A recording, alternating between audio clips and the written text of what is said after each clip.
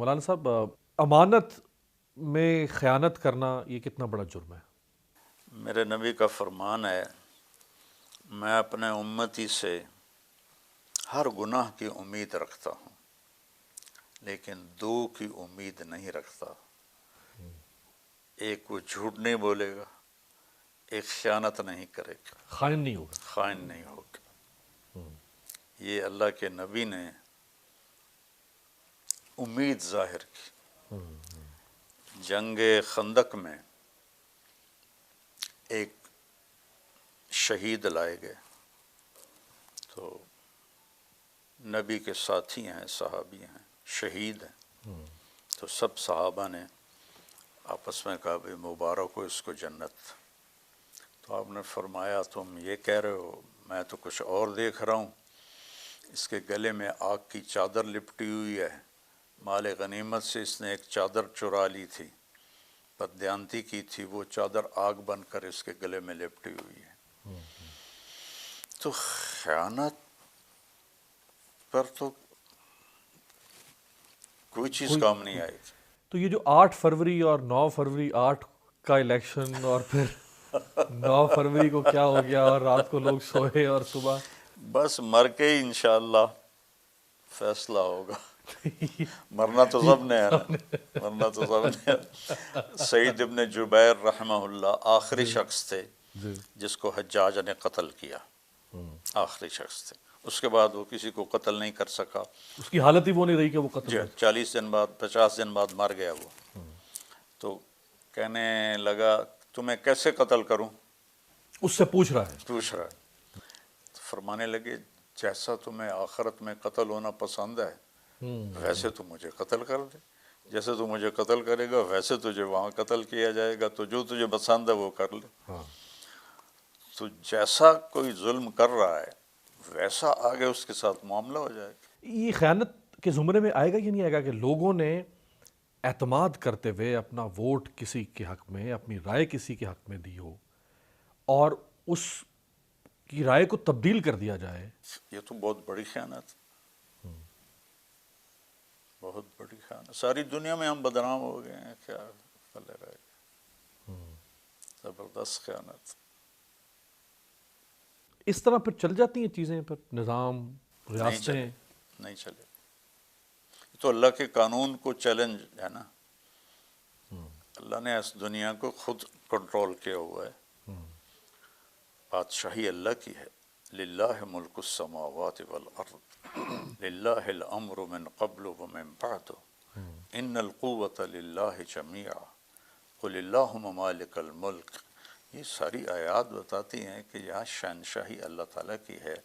اگر وہ کوئی زیادتی کر رہا ہے، کوئی بددیانتی کر رہا ہے اور اس کو ڈھیل اللہ دے دیتا ہے تو اس میں بھی اللہ کی حکمت ہے، لیکن ایسا نہیں کہ اللہ غافل ہے۔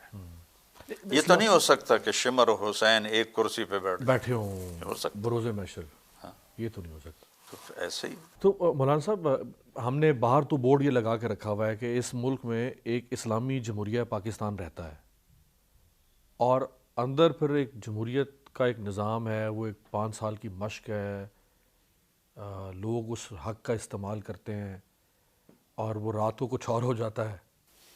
جمہوریت تو پڑھے لکھے طبقے کے لیے ہوتی ہے کہ ووٹ دینے والے سمجھدار ہوں۔ ہمارے ملکوں میں جمہوریت ایک ناکام کھیل ہے، اس میں صحیح لوگوں کا آنا خاصا مشکل ہوتا ہے۔ لیکن اگر کوئی صحیح رائے کا انتخاب کرے بھی اور اس کی رائے ہی تو بس پھر اللہ ہے نا، غبن ہو جائے رائے، اللہ ہے نا، ہاں، اللہ بھی تو ہے نا، اللہ کے سامنے کیس رکھ دیں۔ آخر میں چونکہ بہرحال عمران خان صاحب آپ کا بہت احترام کرتے تھے، کرتے ہیں، یقینی طور پہ ابھی بھی کرتے ہوں گے، اور آپ کا ان کے ساتھ ایک تعارف یا تعلق بھی رہا، تو وہ جو گزشتہ 8-9 ماہ سے جیل میں اور جن مقدمات کا، اب تو وہ سزا یافتہ ہیں، اب تو وہ ملزم نہیں ہیں، سزا یافتہ مجرم ہیں وہ ریاست کی نظر میں، مشکلات ان کی کو کم ہوں گی؟ دیکھیں، رات کتنی لمبی ہو جائے نا صبح ضرور ہوتی. یہ اللہ کا نظام. جب اندھیرا حد سے بڑھتا ہے تو اللہ صبح صادق کو لے آتا ہے، پہلی کا چاند نظر آ جاتا ہے. تو ہر رات کی سویر ہے، اس رات کی بھی سویر ہوگی. ہماری زندگی میں ہو جائے تو ہم بھی اللہ کا شکر ادا کریں گے کہ ہم نے بھی دیکھ لی کوئی صبح.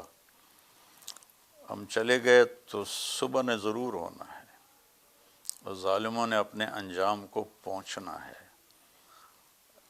کہ یہ کھیل اللہ نے کسی کے ہاتھ میں نہیں دیا کہ وہ کائناتی فیصلے کرے، یہ اس کے ہاتھ میں. یہ نا فرعون نے کتنا زور لگایا کہ موسیٰ کو قتل کر دیا جائے، 70,000 بچے مار دیے.